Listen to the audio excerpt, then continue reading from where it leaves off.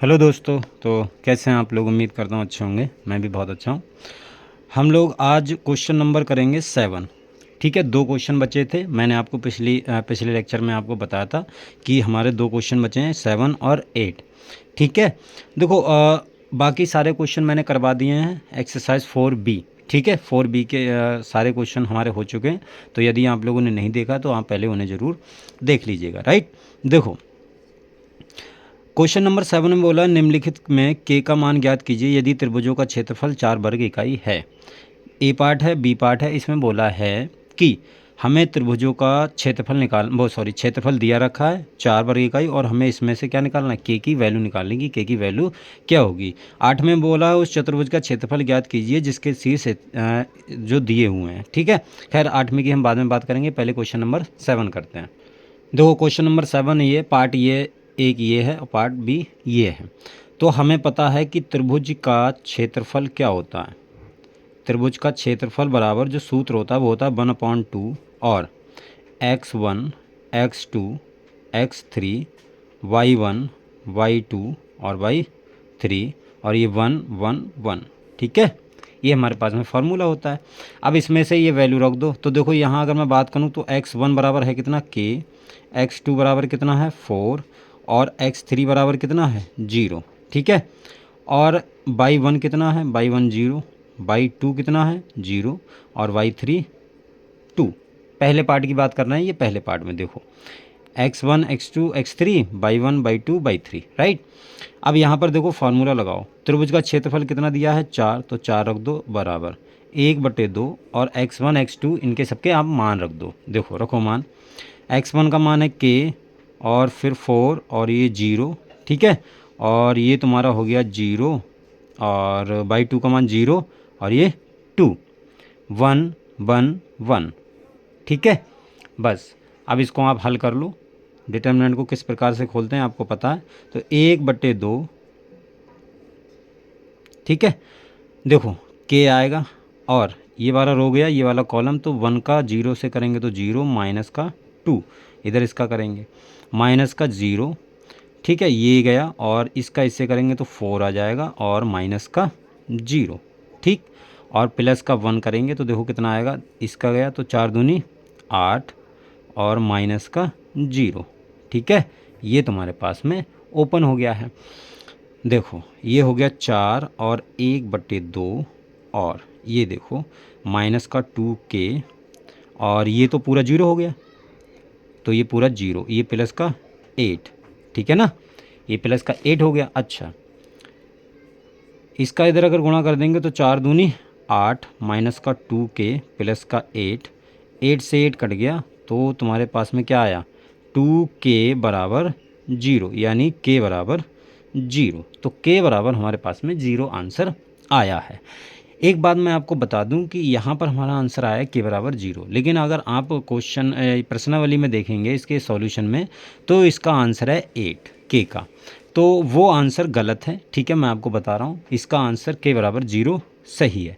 आप चाहें तो वेरीफाई कर सकते हैं इसका। देखो कैसे करके, अगर आपको डाउट हो, जैसे हमें 4 त्रिभुज का क्षेत्रफल 4 आना चाहिए, जो k की वैल्यू 0 है, अगर ये उसमें रख दे, जैसे 1/, ये सूत्र है, पहले क्या है k, देखो ये है जो ये है, यहाँ पर अगर मैं वैल्यू 0 रखूँ तो इसको जब डिटर्मिनेंट को हल करूँ तो इसकी वैल्यू 4 आनी चाहिए। भाई त्रिभुज का क्षेत्रफल यही होता है। तो देखो रखो, तो यहाँ पर कितना आएगा? 0, के की वैल्यू 0, तो देखो ये हो गया 0 0 1, और ये 4 0 1, और 0 2 1। ठीक है, इसको आप हल करो, देखो कितना आएगा? 1/2, ये 0। अब देखो 0 बाहर है, ये गया तो इसका 0, इससे 0 हो जाएगा, माइनस का 2 और माइनस का 0, तो ये गया तो 4 एकम 4, माइनस का 0 और प्लस का 1 हो जाएगा, और ये तुम्हारा क्या गया? 4 दूनी 8, माइनस का 0। इसको देखो हल करो तो 1/2, ये तो पूरा 0, ये भी 0, तो कितना आएगा? 0 माइनस 0 प्लस का 8, तो ये कितना आ गया आंसर? 1/2 गुणा 8 यानी 4, तो ये 4 आ गया, यानी के की वैल्यू हमारी बिल्कुल सही है 0। किताब में जो इसका आंसर दिया वो गलत दिया। ठीक है, चलिए देखो दूसरा पार्ट करते हैं। दूसरा पार्ट क्या बोला है? दूसरा जो पार्ट है वो देखो मैं करवा देता हूँ, वैसे सिंपल है, कुछ है नहीं। दूसरा पार्ट यहाँ पर लिख देता हूँ। जो बी पार्ट है वो ये है कि -2, 0, 0, 4 और 0, k। ठीक है, तो देखो त्रिभुज का क्षेत्रफल कितना है 4, मैं डायरेक्ट कर रहा हूँ इसको 1/2। x1 का मान -2, x2 का मान 0 और x3 का मान 0, y1 का मान 0, y2 का मान 4 और y3 का मान k और ये 1, 1, 1। ठीक, इसको आप हल करो, इधर कर रहे हैं हल, तो 4 बराबर 1/2। ठीक है, तो ये -2 आ गया और इधर इसका करेंगे, ये गया कॉलम, ये रो गया, तो ये कितना आएगा 4 एकम 4 माइनस का k और ये बाकी देखो ये तुम्हारा 0, 0। इसको चाहे आप हल करो या ना करो कोई दिक्कत नहीं है, क्योंकि देखो ये 0 है बाहर, ब्रैकेट में कुछ भी होगा, जब ब्रैकेट को हल करोगे बाहर 0 है तो पूरा 0 हो जाएगा। ठीक है, तो मैं इसको लिख नहीं रहा हूँ, ये 1 है देखो, अब प्लस का 1 आएगा, ये गया, इसका इससे करेंगे तो 0, इसका इससे करेंगे तो 0, ये भी ब्रैकेट पूरी 0 हो गई। ठीक है, तो आंसर देखो 4 बराबर 1/2 और यही वाली टर्म बचेगी, ये भी 0 होगी पूरी, ये भी 0 हो गई। ठीक है ना, तो ये देखो -8 और प्लस का 2k। ठीक है, ये देखो इधर इसका गुणा करेंगे तो देखो कितना आएगा, ये 4 दूनी 8 बराबर -8 प्लस का 2k। ठीक है, -8 प्लस का 2k, इसको इधर ले जाओगे तो कितना आ गया 8, 8 और 8 16, तो 16 बराबर 2k, तो k बराबर 8। इसका आंसर देखो बुक में भी 8 ही दिया, यहाँ पर भी हमारा 8 ही निकल के आया है, तो ये आंसर सही है। ठीक है, ए पार्ट का आंसर गलत दिया है, ये वाला पार्ट हमारा सही है। क्लियर, तो देखो ये हमारी एक्सरसाइज कंप्लीट हो गई है और हमारी 4B आज पूरी कंप्लीट हो गई है। देखो जो इसका 8वां सवाल है मैं उसको ऐसे ही बता देता हूँ। ठीक है, ये 8वां सवाल है, ये सिंपल है, आप खुद से कर लोगे। देखो बोल रहा है कि उस चतुर्भुज का क्षेत्रफल ज्ञात कीजिए जिसके शीर्ष ये दिए हैं।